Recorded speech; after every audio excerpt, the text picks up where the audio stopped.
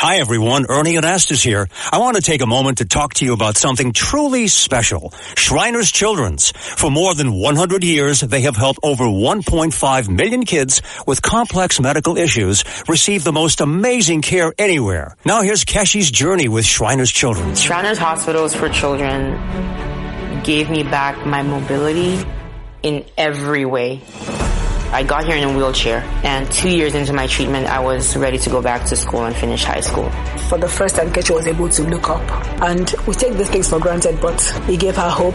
He gave her life back. Once they realized how much I love music, it became a part of my healing. It became a part of my therapy. I'm calling on 77 WABC's audience to help provide hope and healing by donating to Shriners Children's. Call 1-800-276-8007. That's 1-800-276-8007. Or go online to loveshriners.org to give. Joe Benigno is the WFAN legend. Joins me once a week. Has his own great show on the Fan every Saturday. And I believe he goes on Monday to talk about the Jets' loss. They always lose. Here he is, the great Joseph Arthur Benigno. Good morning, Joe. Sidney Arthur. King David, huh? Wow. Well, he named me that after October 7th. I've been to Israel twice. And no, I know. I mean, I think more like Moses when I think of you. You know what I mean? Leading them out of Egypt, the Jews. And out as of you Egypt. say that, I think about Aaron Rodgers leading the Jet fans out of the misery out of Egypt, leading you guys to a Super Bowl, and instead it's a 3-9 season. And I read right away Monday morning after the loss to Seattle that the Jets are seriously considering benching Aaron Rodgers. What does Joe Benigno think? No, it's ridiculous. I mean, look, let's be honest.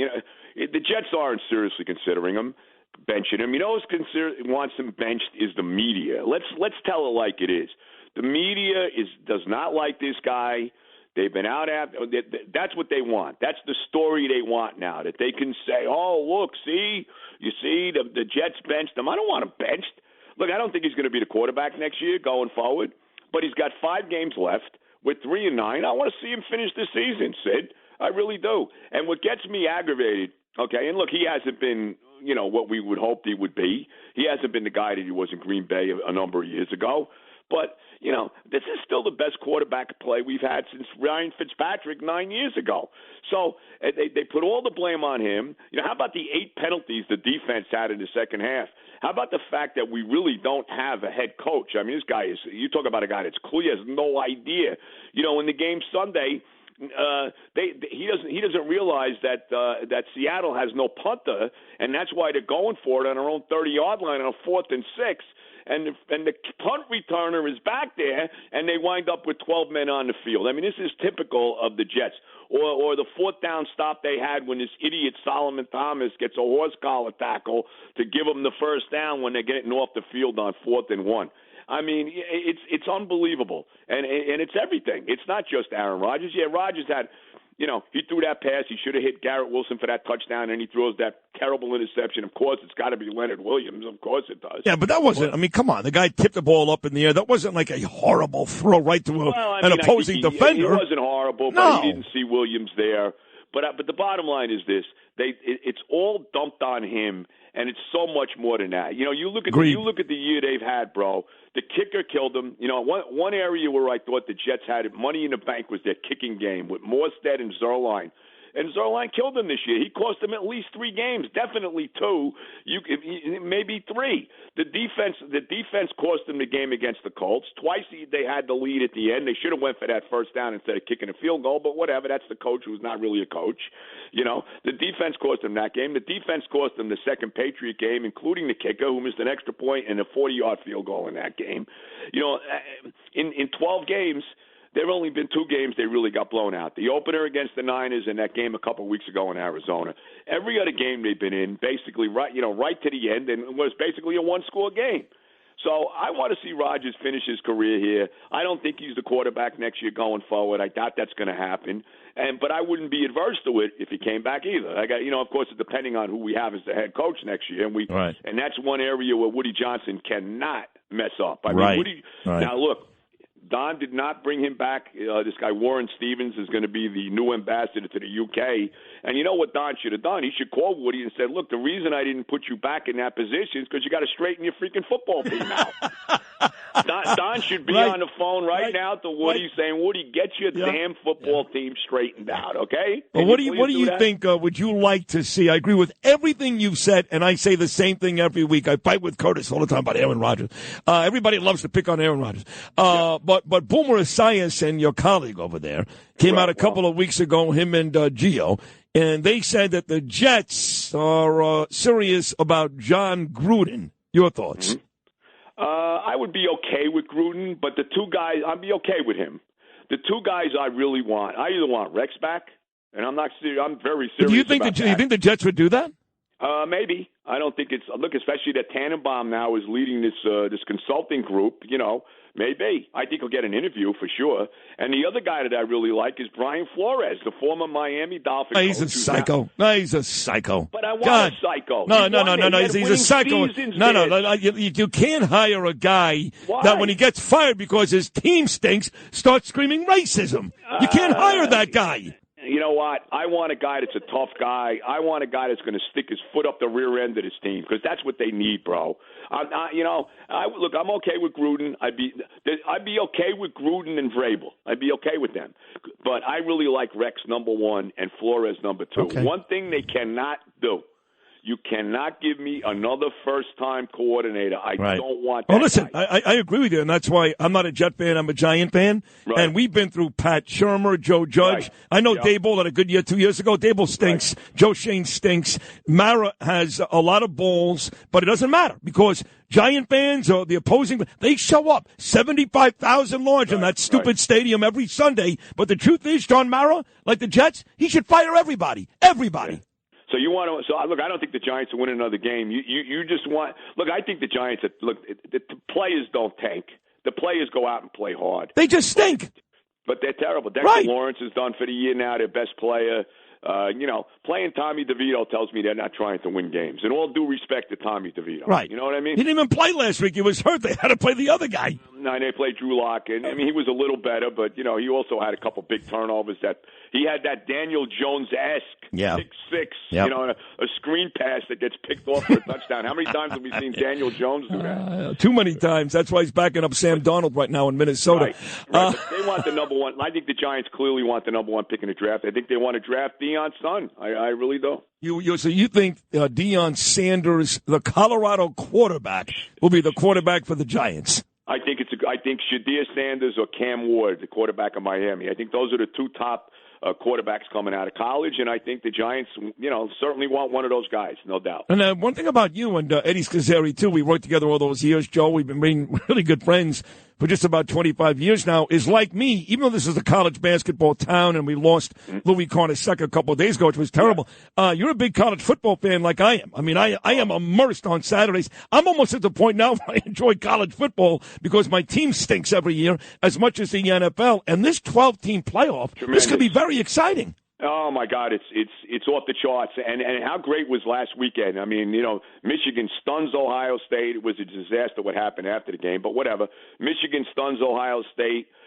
You saw, South Carolina. They got a really good. I'll tell you, South Carolina. They beat Clemson. Big win. This quarterback Sellers is really very good. He's only a freshman. Yep. But you also, you saw Miami go down to Syracuse.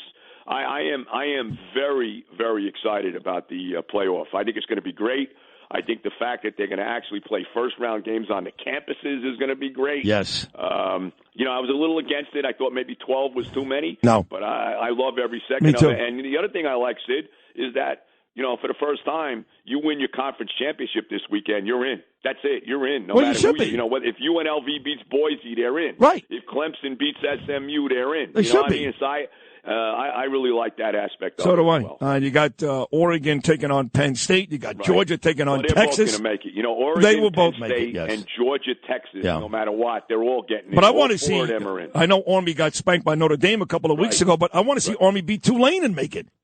Yeah, I don't think they're going to get in. Army won't get in. They won't get in. No, right. No, they can't. No, get but in. they've had a great year. I mean, look, they beat Tulane and then they beat Navy. I mean, that's a one-loss year. That's a hell of a year. That is a big year. Yes. Right, So the latest stuff on the White House is that it looks like Pete Hegseth ain't going to make it. He was on with his mom this morning. It was very cute. Brian Kilmeade and all that. But did he? Oh, I didn't realize Fox had him on with his mother. With his this mother. Morning? Yeah. But what is this with his mother ripping him like that? I mean, what the hell is that? I don't know. I mean, that's why she went on TV with him to try to fix what she actually caused. Right. But you know what? It's less, believe it or not, it's less about the sexual misconduct allegations. The drinking, yes. That's where he's getting killed. And now the name Ron DeSantis has popped up. Right. Now, my friend Roger Stone was on earlier. He says, ain't going to happen. Trump and DeSantis don't like each other. I know that's the name, but look at a Bill Haggerty. Look at a Joni Ernst. He said it ain't going to happen, but all the media is saying Ron DeSantis may be that guy. You'd like that, yes?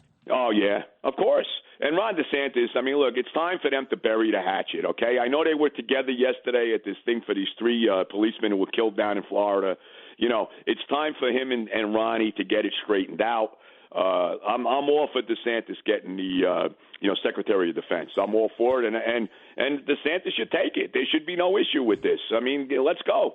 You know, get rid of your feud, bury the freaking hatchet with Don, and get your rear end in there. They'll definitely pass him. There'll be no issue with him getting in. And it should be a done deal as far as I'm concerned. One more. I feel bad for Pete, though. I got to tell you. Yeah, me too. And who knew? You know, all the years I've watched him on Fox, who knew there were any stuff like this about Pete Hegseth? I know. See, I had no clue. That's what's dangerous when you run for office or when you do something like this. They find stuff, and if they don't find stuff, they make up stuff. So you're in for a long day. You're not running for office, or I'm not running for office. No. Danielle already said that. Danielle said to me, "Quote." You're better off as staying as King David. You know what I'm saying? Danielle has said to me, quote, you run for office, I'm leaving, and I don't want that. Last one, believe it or not, I find myself knee-deep in your state's governor race. Both guys, I don't think there are four guys that are going to run. Citarelli's running again. The Republican will win this time in my state. Well, you got Citarelli and you got Bill Spadia, who does the morning show at 101.5. And you got four guys, really. Bramlett has no chance and some truck driver.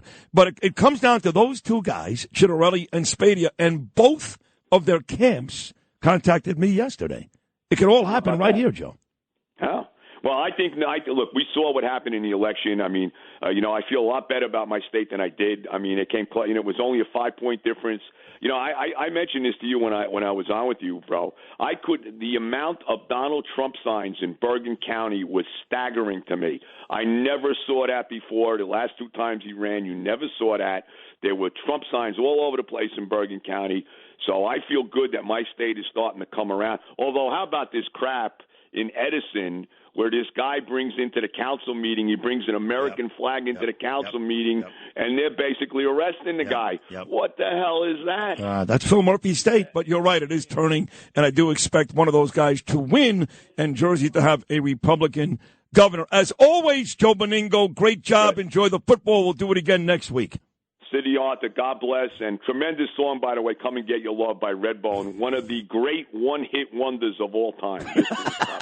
Tell Louis he did a great job with that. He's listening right now. The good news is, Joe, you are not a one-hit wonder. You're a constant star. That's Joe Benigno, WFAN legend, does his shows on Saturdays at The Fan, joins me once a week right here. Eden Memorial Chapels understands Jewish funerals can take many forms. Some are Orthodox, while others are more conservative or of a Reformed nature. There's no one better. With services close to all New York and New Jersey cemeteries, Eden Memorial Chapels offer fair and balanced pricing and can provide easy transfer of you and your loved ones to Israel. While you're grieving, they're here to take care of all the details so that you deal with less bureaucracy and have more peace of mind. Go to EdenMemorial.com. That's EdenMemorial.com.